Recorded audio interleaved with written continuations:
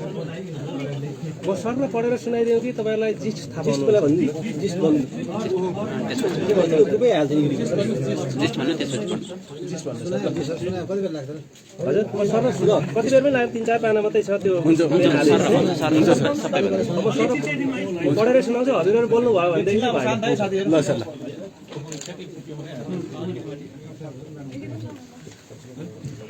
अब कोकोसकोमा को अधिवक्ता हुनुहुन्थ्यो भन्ने कुरा पनि छ यहाँनिर त्यो परेर गरेछ त्यो परेन है त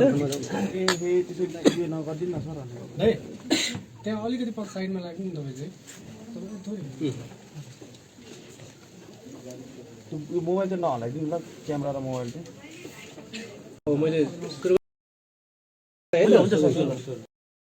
काठमाडौँ जिल्ला अदालतबाट 2080 गते 80-3-15 गते र 80-3-31 मा भएको आदेश मिलेको छ छैन भनी हेर्दा निवेदक प्रतिवादीहरू टेकनारायण पाण्डे, डाक्टर इन्द्रजित राई, टोपबहादुर रायमाझी, केशव प्रसाद दुलाल, सानु भण्डारी, सागर राई, विक्रम भन्ने गोविन्द कुमार चौधरी, सन्देश शर्मा, आङ टावा शेर्पाको हकमा विचार गर्दा यी प्रतिवादीहरू उपरको जारी दरखास्त, प्रतिवादीको एक आपसको पोल बयान, पीडितहरूको घटना विवरण कागज समेतका तत्काल प्राप्त प्रमाणका आधारमा यी निवेदकहरू टेकनारायण पाण्डे, डाक्टर इन्द्रजित राई,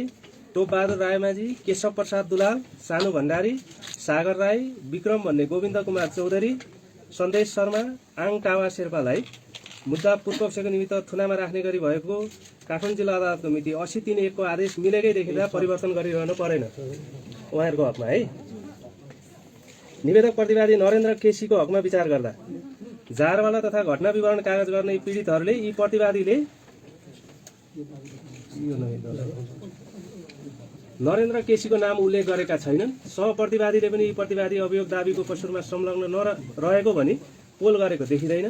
प्रतिवादी अधिकार प्राप्त अधिकारी तथा अदालत समक्ष बयान गर्दा अभियोग दाबीको कसुरमा पूर्णतः इन्कार रही बयान गरेको देखिन्छ। अनुसन्धानको सिलसिलामा सङ्कलित सबुत प्रमाणबाट यी प्रतिवादीले ठगीको रकम प्राप्त गरेको पुष्टि हुन नसकेको अवस्था समेतलाई विचार गर्दा प्रतिवादीलाई मुद्दा पूर्वपक्षका निम्ति थुनामा राख्ने गरी भएको ता अदालतको मिति 80-3-1 को आदेश बेरितको देखिँदा बदर गरिदिएको छ। अब सहप्रतिवादी केशव दुलाल र टेकनारायण पाण्डे बीच भएको मोबाइल म्यासेजमा यी प्रतिवादीको नाम समेत उल्लेख भएका समेतका तत्काल प्राप्त प्रमाणका आधारमा पछि बुझ्दा ठहरे बमोजिम हुने गरी हाल यी निवेदक प्रतिवादी नरेन्द्र केसीबाट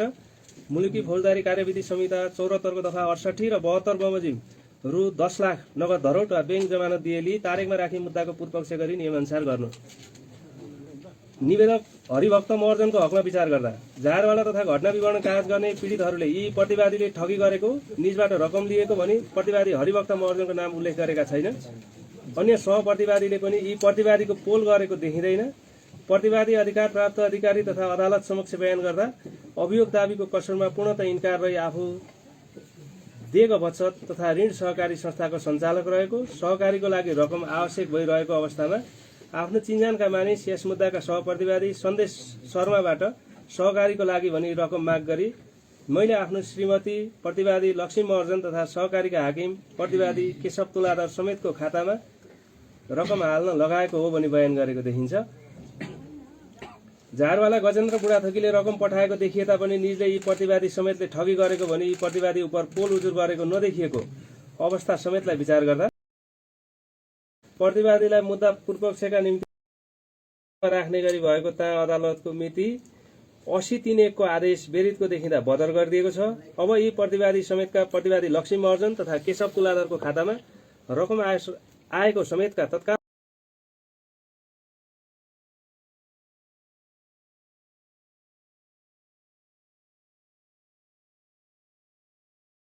प्रमाणका आधारमा बुझ्दा ठहरे बमोजिम हुने गरी हाल प्रतिवादी हरिभक्त महर्जनबाट रु 15 लाख नगद धरोट वा बैंक जमानत दिएली तारिकमा राखी मुद्दाको पूर्वपक्ष गरी नियमअनुसार गर्नु। निवेदक प्रतिवादी लक्ष्मी महर्जनको हकमा विचार गर्दा मिश्रित संलग्न जारी दरखास्त, पीडितको घटना विवरण कागज तथा सहप्रतिवादीको बयान यी प्रतिवादीको कसुरमा संलग्न रहेको भनी उल्लेख भएको देखिँदैन। प्रतिवादी लक्ष्मी महर्जन आरोपित कसुरमा पूर्णतः इन्कार रही बयान गरेको देखिन्छ। सहप्रतिवादी हरिभक्त महर्जनले अदालत समक्ष बयान गर्दा मैले निजको खाता नम्बर प्रतिवादी सन्देश शर्मालाई पैसा पठाइदिनको लागि दिएको भन्ने कुरा उनलाई थाहा थिएन। मैले मेरो श्रीमती प्रतिवादी लक्ष्मी महर्जनको खाता तथा कनेक्ट आइपिएस चलाएर उक्त रकम मेरो संस्थाको प्रयोगको लागि मेरो खातामा ट्रान्सफर गरेको हो, त्यो कार्यमा मेरो श्रीमतीको संलग्नता छैन भनी गरिदिएको बयान समेतका तत्काल प्राप्त प्रमाणबाट यी निवेदक प्रतिवादी लक्ष्मी महर्जनको कसुरमा संलग्नता पुष्टि भएको नदेखिँदा निर्णय मुद्दा पूर्वपक्षको निम्ति धरोटी तारिखमा राख्ने गरी भएको ताँ अदालतको 80-3-1 को आदेश विरुद्धको देखिँदा बदर गरिदिएको छ। अब मुद्दाको कारबाहीका क्रममा सङ्कलित सबुत प्रमाणबाट ठहरी बमोजिम हुने गरी निवेदक प्रतिवादी लक्ष्मी महर्जनलाई साधारण तारिखमा राखी मुद्दाको पूर्वपक्ष गरी नियमअनुसार गर्नुहोला।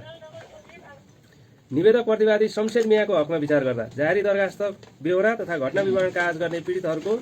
कागज बेहोराबाट यी प्रतिवादीले ठगी गरेको वा निजबाट रकम लिएको भनी प्रतिवादी शमशेर मियाको नाम उल्लेख भएको देखिएन। प्रतिवादी अधिकार प्राप्त अधिकारी तथा अदालत समक्ष बयान गर्दा अभियोग दाबीको कसुरमा पूर्णतः इन्कार छन्। सहप्रतिवादीको बयानबाट यी प्रतिवादी शमशेर मियाको कसुरमा संलग्नता रहेको समर्थित नभएको अवस्थामा निज प्रतिवादीलाई मुद्दा पूर्वपक्षको निमित्त थुनामा राख्ने गरी भएको ताँ अदालतको मिति 80-3-1 को आदेश विरुद्धको देखिँदा बदर गरिदिएको छ। यी प्रतिवादीको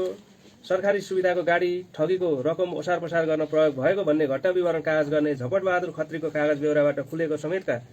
तत्काल प्राप्त प्रमाणका आधारमा यी निवेदक प्रतिवादी शमशेर मियाबाट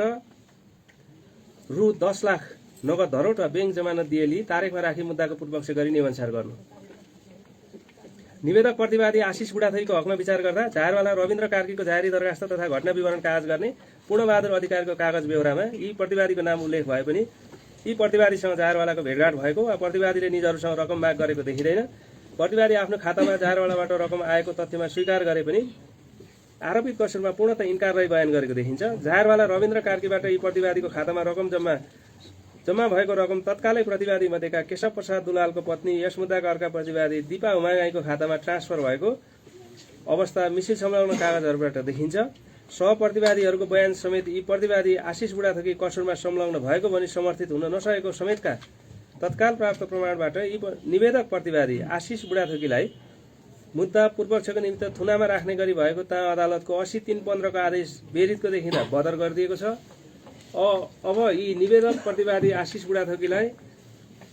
दफा 69 बमोजिम साधारण तारिखमा राखी मुद्दाको पूर्वपक्ष गरी नियमअनुसार गर्नुहोला। निवेदक प्रतिवादी सन्दीप रायमाझी हकमा विचार गर्दा मिसिल संलग्न जारी दरखास्त तथा पीडितको घटना विवरण कागजबाट यी प्रतिवादी सन्दीप रायमाझीले पीडितसँग रकम लिएको देखिएन।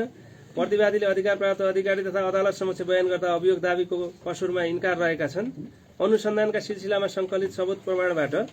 निज प्रतिवादीको कसुरमा संलग्नता पुष्टि हुन नसकेको अवस्थामा यी प्रतिवादीलाई मुलुकी फौजदारी संहिता 74 को दफा 67(1) ख बमोजिम थुनामा राखी मुद्दाको पूर्वपक्ष गर्ने गरी काठमाडौँ जिल्ला अदालतबाट मिति 80-3-1 मा भएको आदेश बदर गरिदिएको छ। प्रतिवादी सानो भण्डारीको अधिकार प्राप्त अधिकारी समक्षको बयान समेतका तत्काल प्राप्त प्रमाणबाट प्रतिवादी सन्दीप रायमाझीलाई ऐजन संहिताको दफा 68(1) बमोजिम नगद 30 लाख नगद धरोट वा ब्याङ्क जमानत दिएली तारिखमा राखी मुद्दाको पूर्वपक्ष गरी नियमअनुसार गर्नु।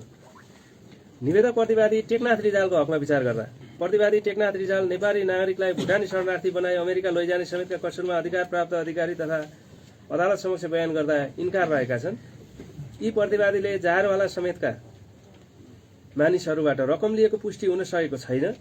अभियोग दाबीको कसुरमा यी प्रतिवादीको प्रत्यक्ष सहभागिता पुष्टि हुन नसकेको, प्रतिवादीको उमेर 76 वर्षको भई ज्येष्ठ नागरिक देखिएको, निजको मानसिक स्वास्थ्य समेतका समस्या देखिएको तथा प्रतिवादी शरणार्थी नेता भई नेपालमा निर्वासित जीवन व्यतीत गरी निज अन्य देशमा भागी जाने अवस्था समेत नदेखिँदा प्रतिवादी टेकनाथ रिजाललाई मुलुकी फौजदारी कार्यविधि संहिता 2074 को दफा 67 बमोजिम थुनामा राखी मुद्दाको पूर्वपक्ष गर्ने गरी भएको ताँ अदालतको 80-3-1 को आदेश मिलेको नदेखिँदा बदर गरिदिएको छ। अब प्रतिवादी रामशरण केसीको बयान समेतका तत्काल प्राप्त प्रमाणहरूबाट यी प्रतिवादी टेकनाथ रिजाललाई मुलुकी फौजदारी संहिता 2074 को दफा 68 र 72 बमोजिम 15 लाख रुपियाँ नगद धरोट वा ब्याङ्क जमानत दिएली तारिखमा राखी मुद्दाको पूर्वपक्ष गरी नियमअनुसार गर्नु। निवेदक प्रतिवादी टङ्ककुमार गुरुङका हकमा विचार गर्दा मिसिल संलग्न जारी दरखास्त पीडितको घटना विवरण कागज तथा सहप्रतिवादीहरूको बयानबाट यी प्रतिवादीको कसुरमा संलग्न रहेको भनी उल्लेख भएको देखिँदैन। प्रतिवादी टङ्ककुमार गुरुङले अधिकार प्राप्त अधिकारी तथा अदालत समक्ष आरोपित कसुरमा पूर्णतः इन्कार रही बयान गरेको देखिन्छ। यी प्रतिवादीले सञ्चालन गरेको होटल रेस्टुराँमा अन्य प्रतिवादीहरू आएको मिटिङ गरेको कारणबाट मात्र यी प्रतिवादी अहिले नै कसुरमा संलग्न रहेको भनी मान्न मिल्ने नदेखिँदा प्रतिवादी टङ्ककुमार गुरुङलाई थुनामा राखी मुद्दाको पूर्वपक्ष गर्ने गरी भएको तहाँ अदालतको मिति 80/3/1 को आदेश बदर गरिदिएको छ। मुद्दा कारबाहीको क्रममा सङ्कलित सबूत प्रमाणबाट ठहरै बमोजिम हुने गरी प्रतिवादीलाई मुलुकी फौजदारी कार्यविधि संहिता 2074 को दफा 69 बमोजिम साधारण तारिखमा राखी मुद्दाको पूर्वपक्ष गरी नियमानुसार गर्नुहोला। निवेदक प्रतिवादी केशव तुलाधरको हकमा विचार गर्दा प्रस्तुत मुद्दाको जारी दरखास्त, पीडितहरूको घटना विवरण कागज तथा सहप्रतिवादीहरूको बयान यी प्रतिवादी कसुरमा संलग्न रहेको भनी उल्लेख भएको देखिँदैन। प्रतिवादी अदालत समेतमा बयान गर्दा कसुरमा पूर्णतः इन्कार रहेका छन्। सहप्रतिवादी हरिभक्त महर्जनले अदालत समक्ष बयान गर्दा मेरो अफिसको बोस प्रतिवादी केशव तुलाधरलाई उक्त समय कोरोना भई हस्पिटलमा राखेको थियो। सो अवस्थामा उहाँको नामको खाता नम्बर मैले प्रतिवादी सन्देश शर्मालाई दिएको हो। उक्त कुरा प्रतिवादी केशव तुलाधरलाई थाहा थिएन भनी गरिदिएको बयान तथा देग बचत तथा ऋण सहकारी संस्था लिमिटेडको मिति 78/1/20 को प्रतिवादी हरिभक्त महर्जनलाई गरिदिएको मिसिल संलग्न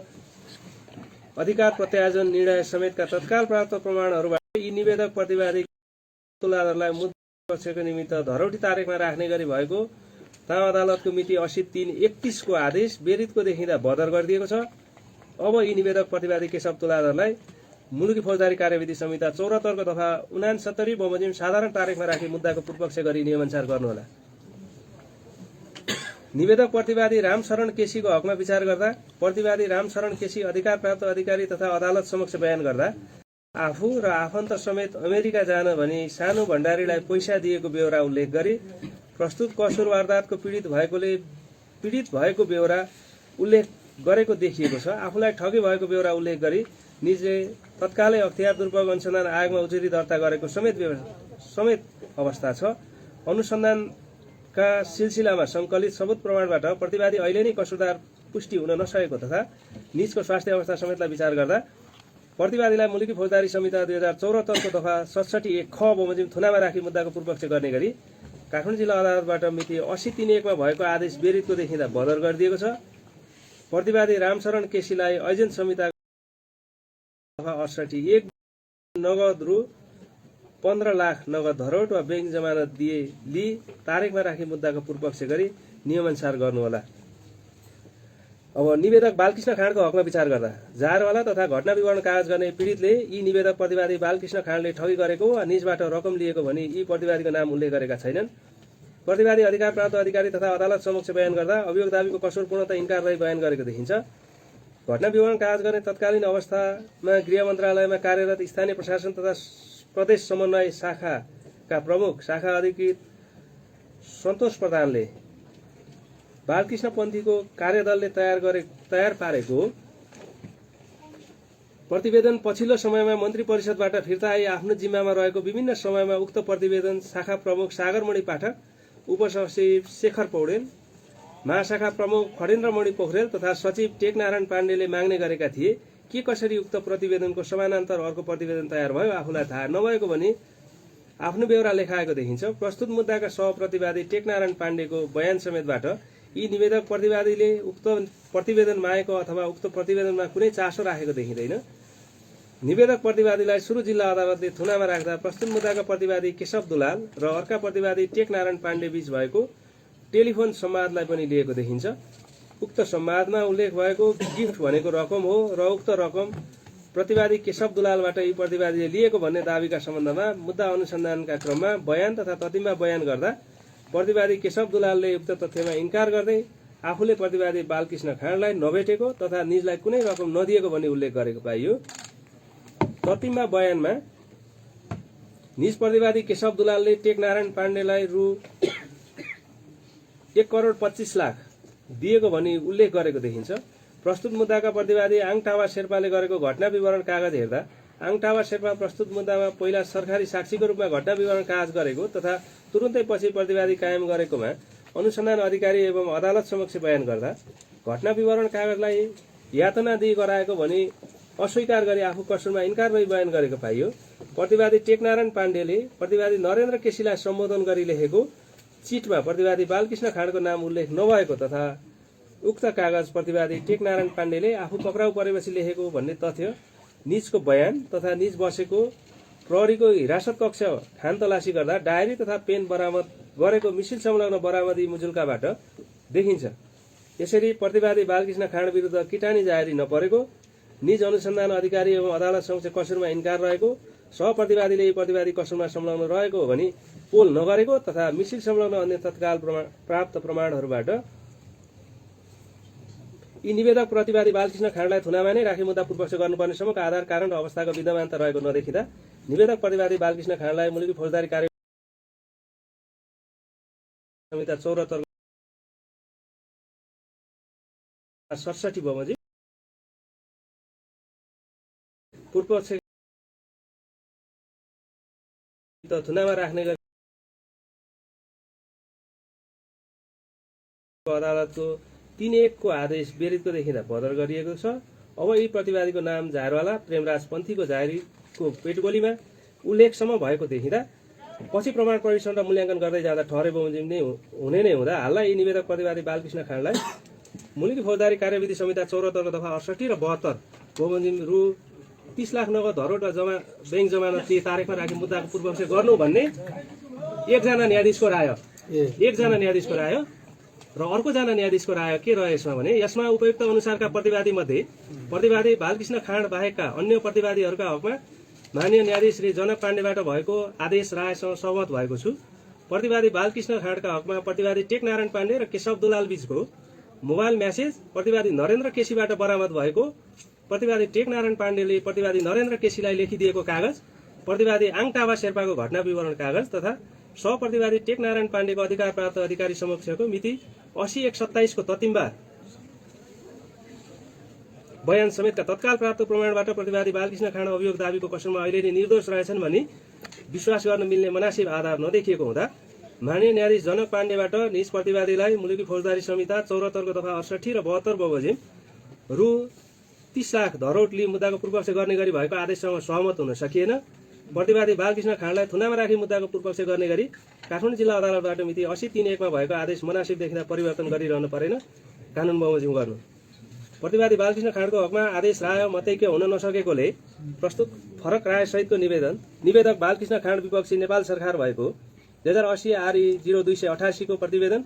उच्च अदालत नियमावली 2073 को नियम 12 बमोजिम तेस्रो न्यायाधीश समक्ष पेश गर्नु।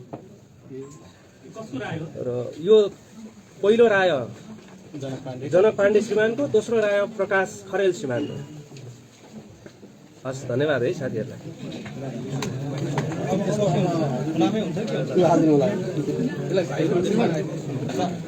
यो चाहिँ खेल्नु, यो फोटोकपी गरि